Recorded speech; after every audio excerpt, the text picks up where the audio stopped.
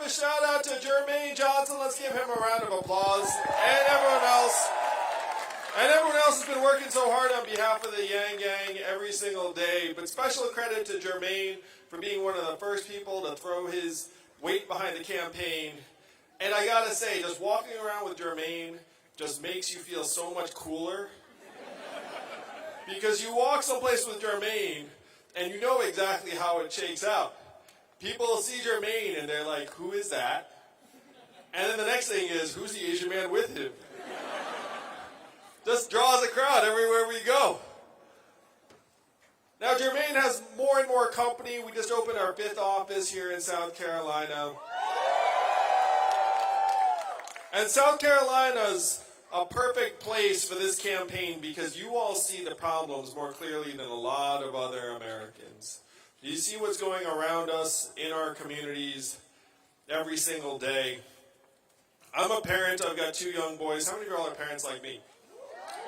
I just talked to a dad in the back who said that he's got a 14-year-old, and he's like, how am I supposed to afford college for my son?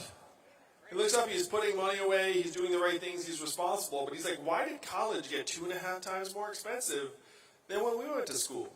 And if you're a parent, you're thinking the same thing. If it's not college, it's daycare. If it's not daycare, it's all of the assorted expenses that come with having a child. And I know, like when, I get asked every once in a while, what are you going to do with your Freedom Dividend? And I just look at them and be like, I've got kids, man. like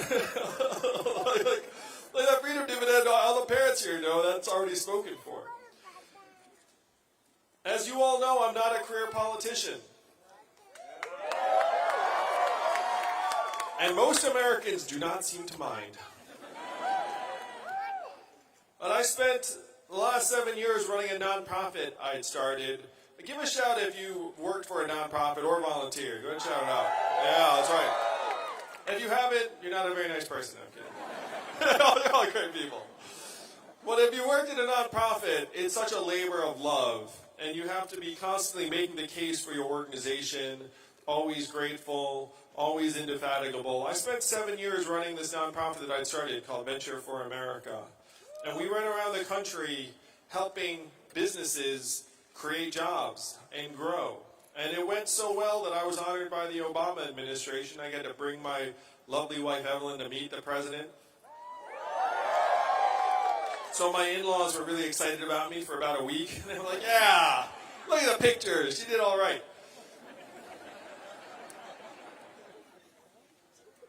So I was doing this work over the last 7 years, and I saw firsthand the massive disparities between our communities, where when you fly between Michigan and Manhattan or St. Louis and San Francisco, you feel like you're crossing decades and dimensions, not just a few time zones.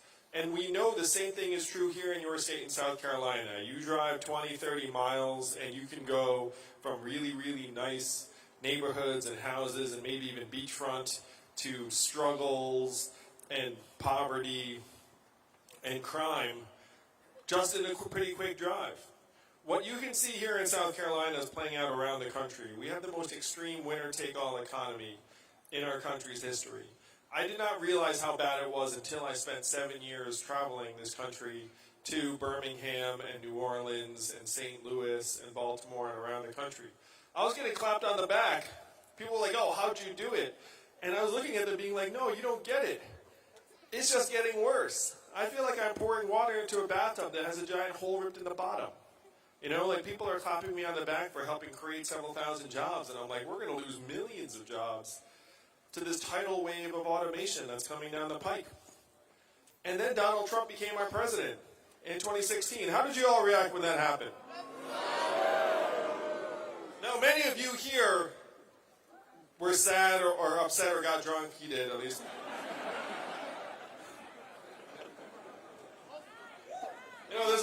There were tears, there was disbelief, but we all have friends and family members and neighbors who had the opposite reaction, who were excited. And to me, I looked up and said, wow, tens of millions of our fellow Americans decided that taking a bet on the narcissist reality TV star was the right way to go. And that's very dark, honestly. You really got to reflect on that for a second. You're like, wait a minute, like, what did we just do? And so this was a giant red flag. I said, we need to figure this out. We need to get into the guts of it. And in my opinion, Democrats have still not figured out what the lessons of Trump's victory were.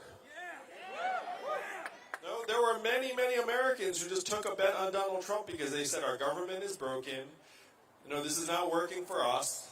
Things are just getting darker and darker and slipping away. So I'm willing to take a bet on the Donald Trump presidency. And Democrats should have gone into soul-searching mode, being like, what the heck just happened, and how did we allow this to happen? I went into soul-searching mode because here I was being celebrated for helping create thousands of jobs around the country, and I was like, okay, this is not working. I have to figure out why. And I'm a numbers guy, South Carolina. So I started going through the numbers as to why Donald Trump won. And if you turned on cable news today, why would you think Donald Trump's our president? Russia.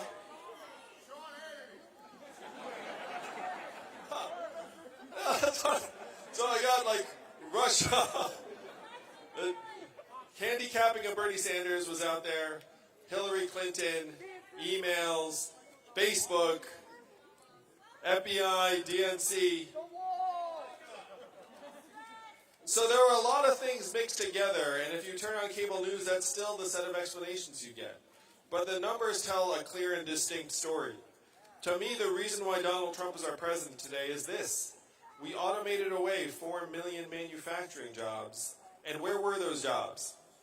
Michigan, Pennsylvania, Ohio, Wisconsin, Missouri, Iowa. If that list of states is familiar, those are all the swing states that Donald Trump needed to win and did win. And you've seen this in South Carolina. You all lost almost 100,000 manufacturing jobs. There's one reason why some of the communities have gone dark. In terms of like they turn the lights off, then as soon as the manufacturing plant closes, what closes next? The shopping center, what closes next? You know, just like ripples through a community. This is why Donald Trump won, is that we blasted away these 4 million manufacturing jobs, and we're not going to stop there. How many of you have noticed stores closing around where you live here in South Carolina? Yeah, why are those stores closing? Amazon, one-word answer. Amazon soaking up $20 billion in business every single year, closing 30% of your stores and malls. How much did Amazon pay in federal taxes last year? Zero. That is your math, South Carolina. 20. I know they told you to cheer anytime I said math, so it's like, even though that's some dark math to cheer for, you're like cheer for that. It's like, yeah, zero taxes. But I appreciate the support a great deal. So 20 billion out, zero back, 30% of your Main Street stores and malls closed. When you go into one of those ghost malls, I mean, that gets creepy, am I right? You go to a dying mall, you're like, this is not where I need to be. Unfortunately, when that mall goes dark, it doesn't go to zero value, it goes to negative value. It causes blight, it depresses property values for miles around. And the most common job in South Carolina and in most of the country is retail clerk. Average retail clerk is a 39-year-old woman making between $9 and $10 an hour. So when her store or mall closes, what is her next move? Tears, no idea, right? Like no one knows. We know she certainly doesn't have a lot in the way of savings because almost half of us can't afford an unexpected $400 bill, and I'm sure that applies to the vast majority of the people who are making $9 to $10 an hour. Amazon paying zero in taxes while this is happening, and I want to explore this for a minute. If Amazon's paying zero in taxes, whose fault is that? Is that their fault? No. It's their job to try and pay zero taxes. You know, can you imagine the scene in Amazon HQ? The accountants and the CFO gather around a desk and they sit Jeff down and like, good news, Jeff. Another year of zero taxes. And then what does Jeff do? Jeff goes to his vault, says nice job, takes out giant bags of gold coins, drops them in front of each one of them. They take the bag, they throw them in their SUV, they drive home, and then they do like a Scrooge McDuck, like gold coin bag, you know? Like, I mean, that is their job. Like, they're doing their job. Whose job is it to make sure they don't pay zero in taxes? Our job. Our job collectively. We have to be pretty dumb to have a system that lets Amazon pay zero in taxes. Right? And South Carolina, I have to say, you know who has to fix it? You do. Oh, I know, you're here, you're like, hey, it's a Friday night, I just came to see Yang speak. I have to fix the fact that Amazon's paying $0. Yes, you have to fix it, because there is no one else. That is the both magic and craziness to our system right now, is that we've got this government in Washington that has been overrun with corporate money, bought and sold, time and time again. That's how a company like Amazon pays zero in taxes. And our democracy allows for only one response, and that's to send someone to government and flush the pipes. Yeah, that's all. Now, for someone to get to the top of Washington, there have to be a number of things about this person, which is funny. Number one, they have to not owe anyone anything. You know what I mean? They can't be like, oh, someone financed my campaign. And you know who financed this campaign? You did. This campaign raised $10 million last quarter in increments of only $30 each. So my fans are almost as cheap as Bernie's. But that $10 million, that's zero in corporate PAC money. We are the answer. This is the grassroots revolution that can get in there and start rewriting the rules of the 21st century economy to work for us. But the only way that happens is if you make it happen, South Carolina. Raise your hand if you're really into politics. Let's try this. This will be interesting. All right. So if you have your hands way up, what's the first state to vote? Iowa. What's the second one? New Hampshire. What's third?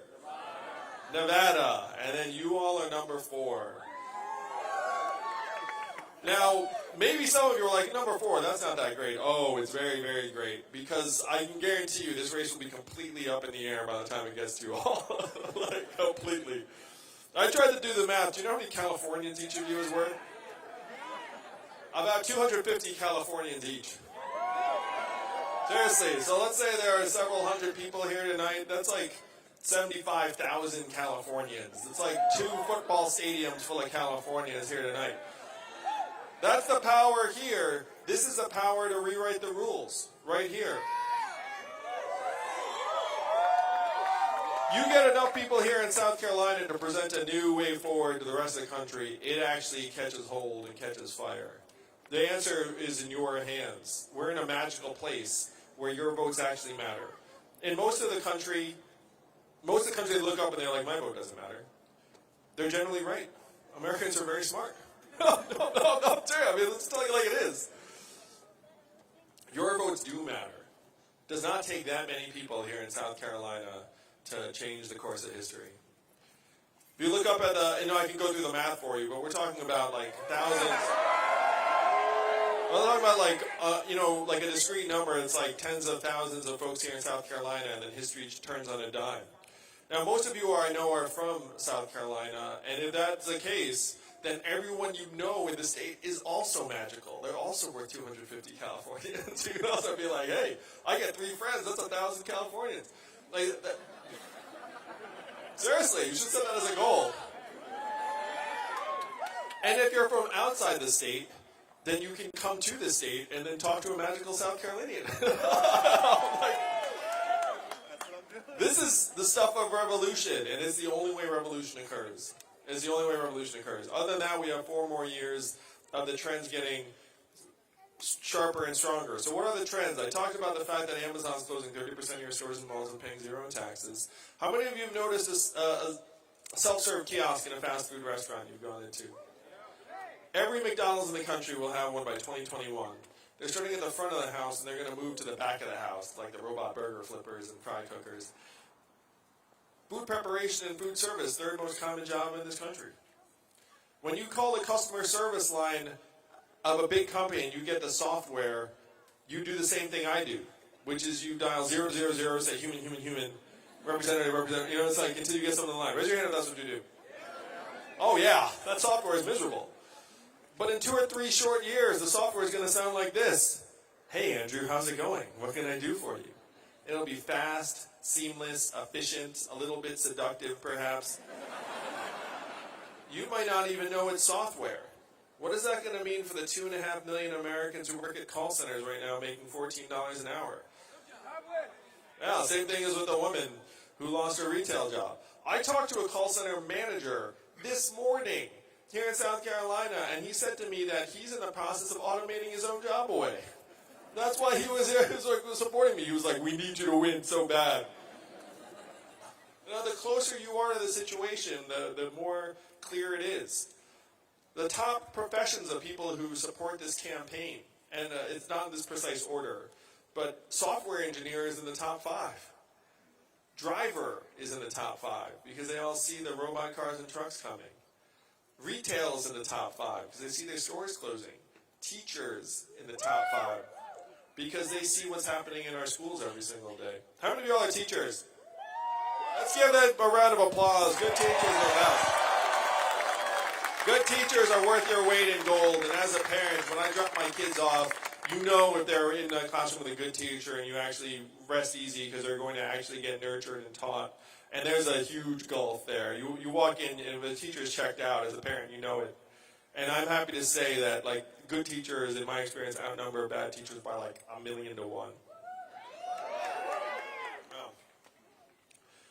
So the self-serve kiosks are rolling out. The call center software is rolling out. The one that scares me is the robot trucks. How many of you all know a truck driver here in South Carolina? Yeah, it's the most common job in 29 states in this country. There are 3 million plus truckers, 3.5 million or so truckers. 94% men, average age 49, make $46,000, a little bit more every year. How are they going to react when there's a robot truck that never needs to stop? They can go 24/7. You know, most of the truckers you know are non-union. And I know this because only 13% of truckers nationally are in a union. So your friends are probably 87% that are not. And many of them took out loans of tens of thousands of dollars, even more, to lease their truck. So imagine having your life savings tied up in a truck that you can drive maximum 14 hours a day because then the truck seizes up and says you got to get out and go to sleep. And then you see the robot truck on the highway that never stops. What is your reaction? Yeah, I mean, we're talking about hundreds of thousands of people who are in this situation in 5 to 10 short years. UPS just invested in robot trucks in Arizona. Well, the company's not Arizona, but they're actually like piloting the trucks in Arizona. They tend to choose warm states to test out the robot trucks because the robot trucks are really bad with snow. That's true. Yeah. Yeah, I hear that the South Carolina snow driving is not exactly like and like a few flakes come down, everyone's like, oh my gosh. No, I don't know what that reaction's like. That's everywhere. When the robot trucks come, to me, this is when the rubber hits the road. We do not have that much time. I mean, technology tends to move in nonlinear ways. It goes like this, and all of a sudden it goes up like that. And I'm friendly with some of the top technologists in the country. And the more they know, the more concerned they are. The conversations I have are not, I know what's in the lab, I know what artificial intelligence's cutting edge looks like, and everything's going to be cool. That's not the conversation. It goes, I know what's in the lab, I know what's coming out, and we need to prepare people. That is the message I get from folks who know the most. So this is the true set of challenges of the 21st century, South Carolina. I wish I had better news in many ways, but we're going to have to make our own good news. The only way we're going to make this work for you and your families is if we get to the top of our government and rewrite the rules so that it works for us. We need you all to take this message to the rest of the country next year. Oh my gosh, it's only like 3 months from now. You all vote like Feb 29, I think. Is that a thing? Is it like leap year? You guys vote on leap year? Is that right? I made that up. Someone confirm this for me.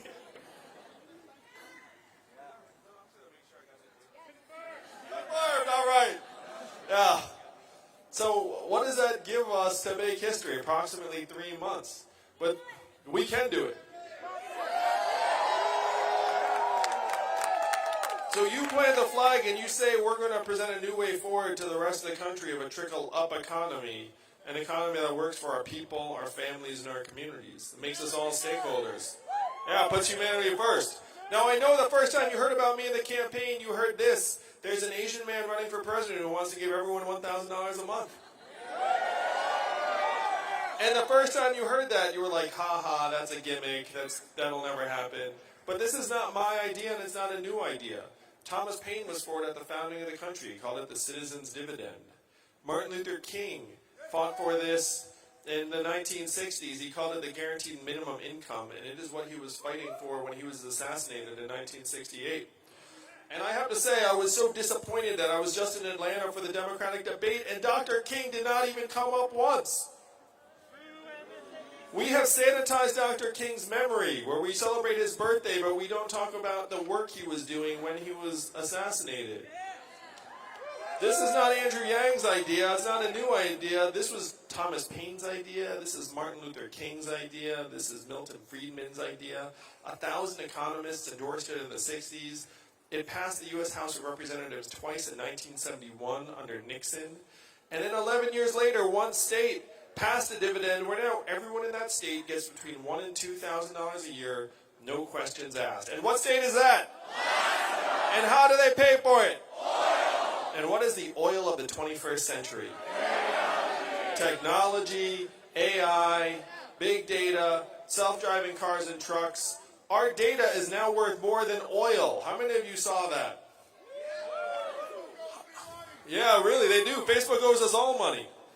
How many of you got your data check in the mail?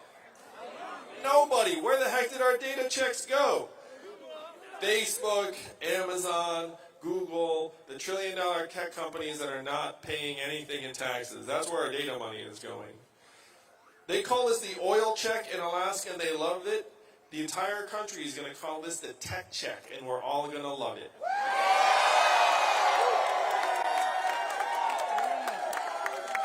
So this is how we start rewriting the rules. We get our fair share of every Amazon sale, every Google search, every Facebook ad. We put the money into your hands. And you know the money doesn't disappear. After I'm president, thanks to you all, where are you going to spend the money in real life? How are you going to spend it?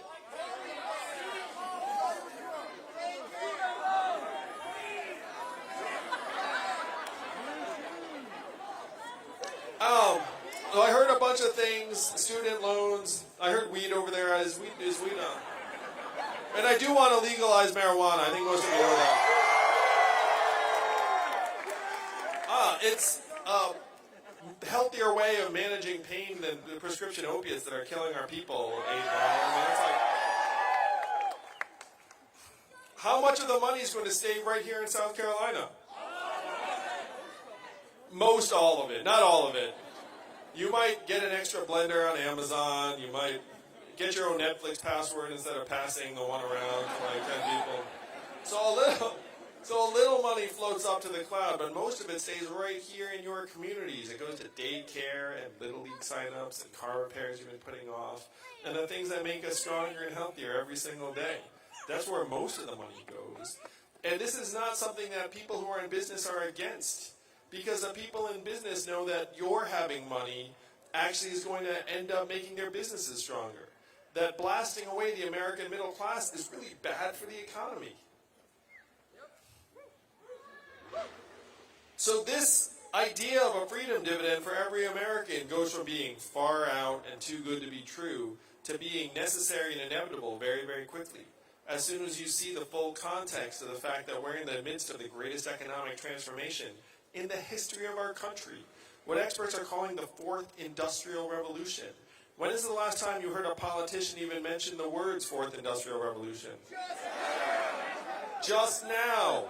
And I'm barely a politician, South Carolina. And I certainly would have mentioned the fourth industrial revolution even more on Wednesday if they gave me a question or two that talked about the economy. Instead, I got questions that had absolutely nothing to do with my campaign. And I still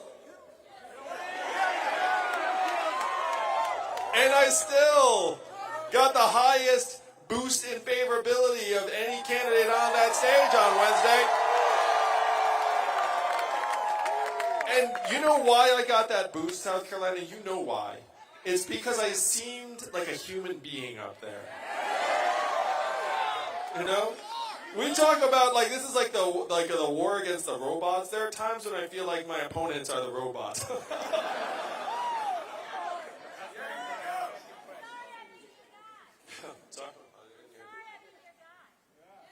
I'm sorry I beat your guy. That was fun. So the fourth industrial revolution is in its third inning or so. When AI leaves the lab, it's going to get hairy. I talked to 70 CEOs in New York City, and I asked them, how many of you are looking at replacing your back office clerical workers with AI? Guess how many hands went up out of 70? All 70 went up. The fact is you could fire anyone who didn't have their hand up, because that's the system we built. If they're not willing to replace hundreds of their workers with software, then they get fired. Because our system is designed to optimize the bottom line of these companies, corporate profits, GDP. Corporate profits are at record highs. You know what else are at record highs in the United States of America right now? Depression, mental illness, stress, anxiety, financial insecurity, suicides, drug overdoses, all at record highs in the United States. So what good are corporate profits if our people are dying before our eyes? To me, if you have this situation, how many of you have ever run a club or a business or organization? Imagine if you have the wrong measurements. Like, how's it going to do over time? Pretty terribly, right? That's where we are right now as a country. How are we measuring our progress? GDP, and even the inventor of GDP said 100 years ago, this is a terrible measurement for national well-being. We should never use it as that. And here we are 100 years later being like, GDP, GDP. You know, if he woke up now, he'd be horrified. He'd be like, what the heck are you doing? Same with Simon Kuznets. You can look it up. He's a smart dude. Number two, stock market prices.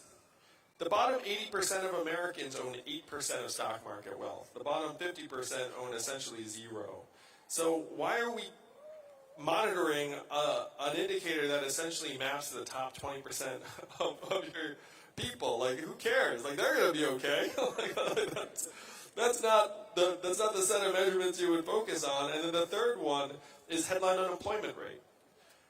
Now, headline unemployment, according to the numbers, is very, very low. But you remember when Donald Trump was running for president in 2016? What did he say about the headline unemployment rate? He said it was bogus, it was fake news, there were tens of millions of Americans who were out of the workforce. And then he became president, and all of a sudden it became real news. Notice that? He's like, oh, now it's real.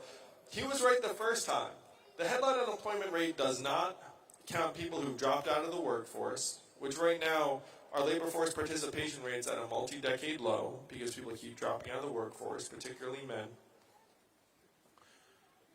It doesn't take into account the fact that 94% of the new jobs that are getting created are temporary gig or contract jobs that have no benefits and could disappear at any moment.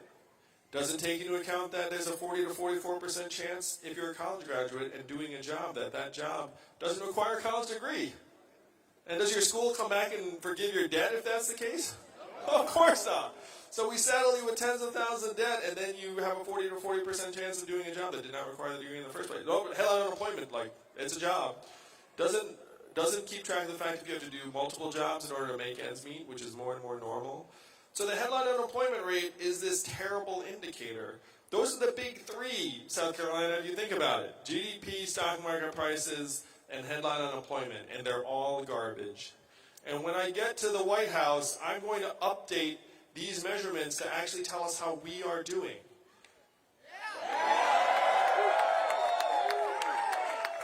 So how would you measure your own community's progress in a way that would actually get you excited if I said it got better?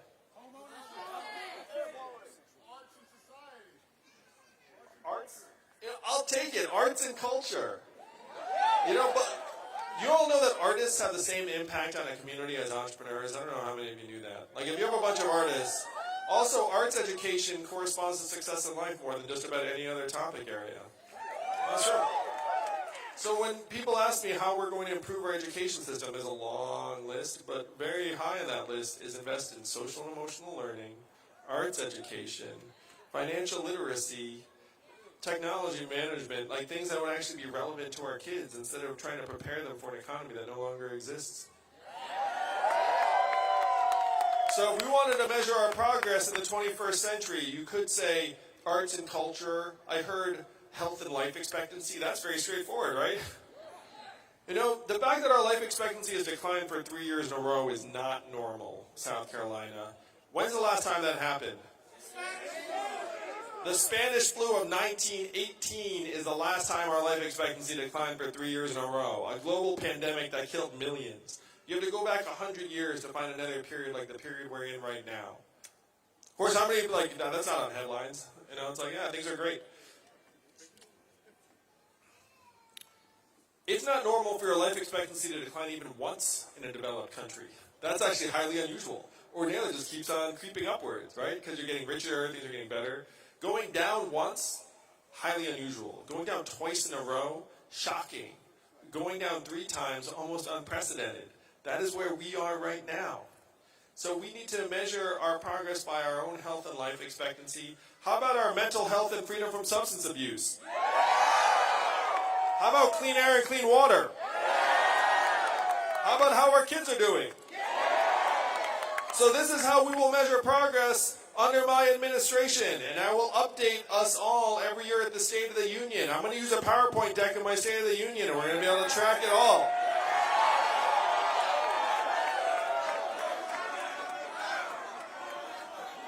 Some people here are definitely like, is there a PowerPoint chain going on?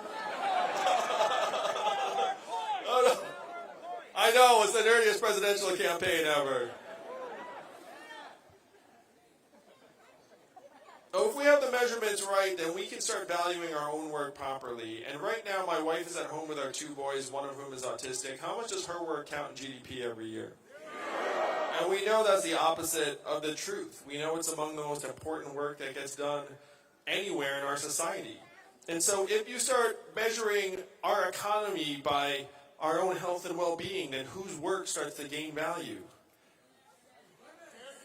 Caregivers, parents, teachers, anyone, social workers, anyone who's making us stronger, psychologists, like people that make us stronger, then instead of being seen as a cost, they start to be seen as investments. A good teacher is worth his or her weight in gold by the numbers. Because if you look at the educational outcomes in that school, multiplied by the number of students, it actually justifies paying teachers a lot more. By changing the measurements, we can change everything. And a lot of it is about changing our own mindset. Because right now, this mindset of scarcity is tearing our country apart. And we all know it very, very well. We all live it. And scarcity is not just about money, though that's a big part of it. In a country that has 78% of us living paycheck to paycheck, and almost half of us can't afford an unexpected $400 bill, and you have record levels of financial insecurity, then yeah, a lot of it's money. You look up and you're like, oh my gosh, like I have to make these time-money trade-offs every day just to try and make ends meet. Now that's a mindset of scarcity that has disastrous effects. But it's not just money. It's time. It's companionship. And there are different types of scarcity that are weighing us down. And this is what we have to defeat the most. The mindset of scarcity is actually what makes us think that something like us all getting $1,000 a month is not possible. There is nothing stopping the majority of citizens in a democracy from voting ourselves a dividend of $1,000 a month. Absolutely nothing. Do you all remember voting for the $4 trillion bailout of Wall Street? No, none of us voted for that. You know, do you remember anyone being like, where are we going to get the money? No. Like, you know, it's time for us to take it back and then create, essentially, a bailout for the people. You know, invest in ourselves, invest in our people. I was so struck by what was going on in the financial crisis, I quit my job, I started a nonprofit, I devoted 7 years of my life trying to make things better. Because I saw what happened and I was sickened by it. I was like, what just happened? We just destroyed this economy, bailed out the bankers, and then everyone's walking around like, you know, like with people losing their homes in communities around the country, like this is appropriate. I was like, this is disgusting. You know, like we have to do better than this. And so I quit my job. I put some of my own savings to start this nonprofit. I started calling rich friends and being like, hey, like throw in a couple bucks. Because I thought that this was the way to rebuild the country. And I'm incredibly proud of the work that I did over those 7 years. And the organization's growing without me. It turns out they didn't need me that much. Which is a sign of a very proud entrepreneur. You get really excited when it just goes on without you. But I realized that we have to go far, far bigger. that the language of capital efficiency is going to tear us apart and destroy us if we let it go too far. And it's getting there right now. Right now, so many of us are getting confused between economic value and human value. Like they're the same thing. They are not. That's why you have people who are generally well-intended saying ridiculous things like the coal miners should become coders. That actually makes no sense. You know, it only makes sense if you're so brainwashed to think if you don't have economic value, you have no value. So if your livelihood has disappeared, then we have to try and turn you into something that has value, as if we're all widgets, as if we're all like economic inputs into this like giant machine. That's really where this country is right now. Like the software is trying to turn us into these economic inputs, and it's not working. And then there's this race against the machine happening in the background, where the AI is getting smarter and stronger, the robot trucks are getting better every single day, and then we have to evolve. This is the evolution. We have to take this mindset of scarcity and transform it into a mindset of abundance and possibility and optimism and humanity. It's the only answer. It's the only way out of this mess that we have inherited over the last number of years. It's a beautiful Friday night here in South Carolina. We're looking around. Like I can see, like you're backlit, so most of you are kind of silhouettes, to be honest, except for the people in front. But there's something really magical about tonight, about this gathering, about this campaign. There are people who told me that they fell in love through this campaign, and it made me so happy and proud. We love you! I love you guys too. Now, when I was digging into these problems, I consider myself a pretty practical guy. And so I was like, okay, like let's figure this out. There's like a numbers problem, so there's a numbers solution. I don't want to go into it. But you wind up translating it into bigger values pretty quickly. Because you realize that if we quantify ourselves, we're going to lose on a catastrophic scale. You know, like there is no way to win this particular race. The only way to win is if we actually change the race itself. Instead of a race for who can perform the most productivity and work in a particular time frame, it has to be who can make us healthier, stronger, mentally healthier, more artistic, more optimistic, more sound, more whole. And you know this is true because all of the opposite is happening to us. You can see it around us in our young people in particular, like where we have record high levels of anxiety and stress, and you can see people are starting to feel it on really fundamental human levels. As a parent myself, like I see this too, and I want to be proud of the country that we leave for our kids.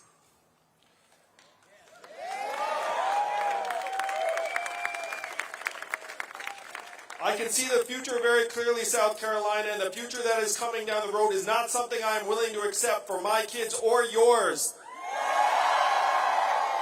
But I cannot change our future alone. I need you to work. I need you with me.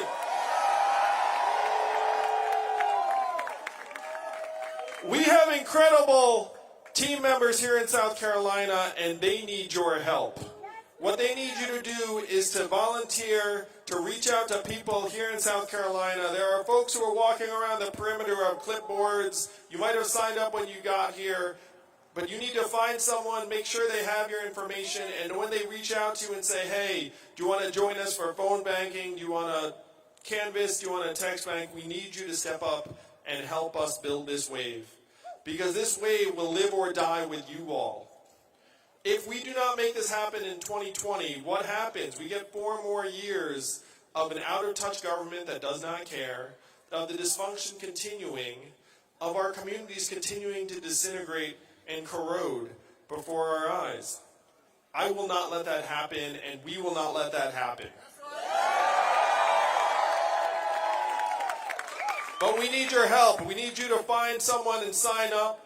You all are magic. All of your friends and family members and neighbors are magic. There are many ways to reach out to people. In-person works best, particularly here in South Carolina. There are the fun digital ways too. How many of you have had the experience where you send a video of like a Joe Rogan podcast or a YouTube interview or a media clip to like friends? Raise your hand if you've done that. Thank you for doing that. That works too. That does work. And I will walk through what happens. When you send that out, for a little while you hear nothing. But then some days or weeks later, what happens? They watch it, they come back around, or they saw something else, and then they're like, oh, I saw your guy on this or that, and then I checked out the thing. How many of you had that experience? Yeah, so we need you to keep doing that, but we need you to reach out and touch people here in South Carolina in the old school ways, because most people here in South Carolina are just now waking up to the campaign. They're not on the internet as much as some of the people here in this crowd tonight. They need someone to actually knock on their door or call them on the phone or have a yard sign or show up and then get their head up so they can take some time from their busy lives and think about who they're going to support. Are you up for that, South Carolina? We definitely need your help. Donald Trump is our president today because he got at least some of the problems right. He said he was going to make America great again, and what did Hillary Clinton say in response? America's already great. Remember that? That did not work. We need to acknowledge the depth and severity and reality of the problems, but we need real solutions. What were Donald Trump's solutions? He said he's going to build a wall. He's going to turn the clock back. He's going to bring the old jobs back. We have to do the opposite of these things, South Carolina. We have to turn the clock forward. We have to accelerate our economy and society as quickly as possible. We need to evolve in how we think about work and value, and I am the ideal candidate for that job because the opposite of Donald Trump is an Asian man who likes math.